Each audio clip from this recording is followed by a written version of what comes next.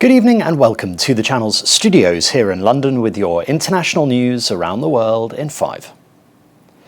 The top UN official providing aid to Palestinian refugees in Gaza says people there feel shunned, alienated and abandoned.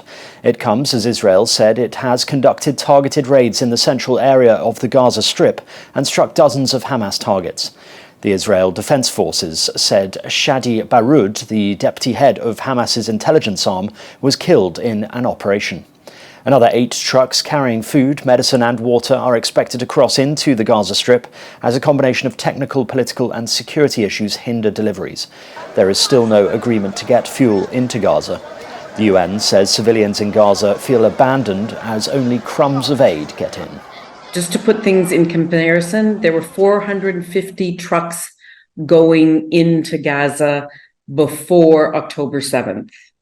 And that was under some very, very strict restrictions in terms of goods being able to get into Gaza.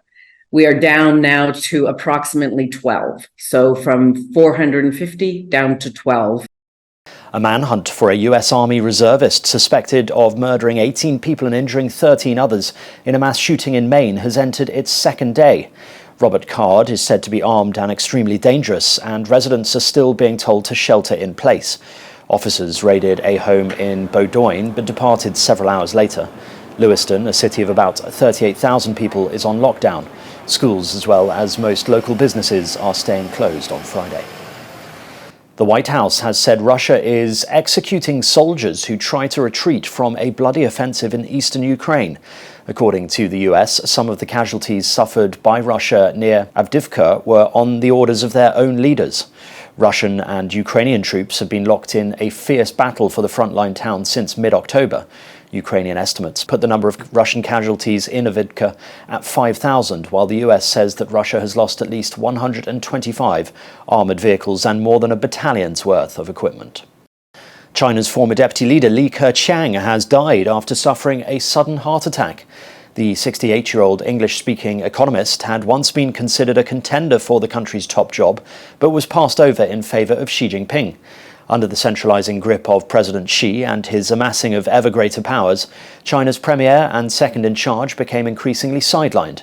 Chinese state media said he died while resting in Shanghai and that all-out efforts to revive him had failed. Satellite images in Mexico's Acapulco shows the devastating destruction where Hurricane Otis flooded streets, ripped roofs off homes and left a trail of wreckage across the city of nearly 900,000. Otis claimed the lives of at least 27 people, Mexico's government said, after one of the most powerful storms to hit the country hammered the beach resort of Acapulco, causing damage seen running into the billions of dollars. The storm intensified unexpectedly rapidly off the Pacific coast. It flooded hospitals and hundreds of patients had to be evacuated to safer areas. The government declared a state of emergency in the region but has given few details about how the 27 people died or how many others were injured. Fear has gripped residents in Naples since a so-called supervolcano sparked a swarm of earthquakes.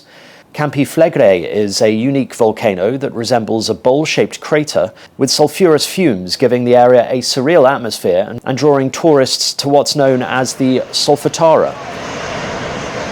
It is home to over 360,000 people residing around its submerged crater, with an additional 2.3 million people living in close proximity.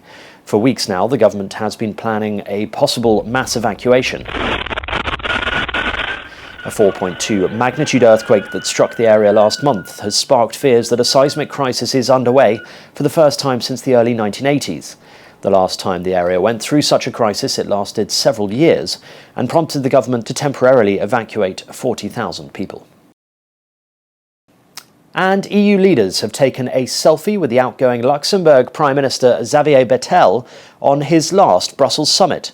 Elections earlier this month left his Liberal-led coalition without a majority, ending his decade in power, making him one of the longest-serving leaders sitting round the summit table. Polyglot Bettel, whose quips at summit doorsteps frequently summed up the mood in the room, saw the EU through crises including Brexit and COVID-19. And that's your international news around the world in 5. Now back to the channel's studios in Lagos.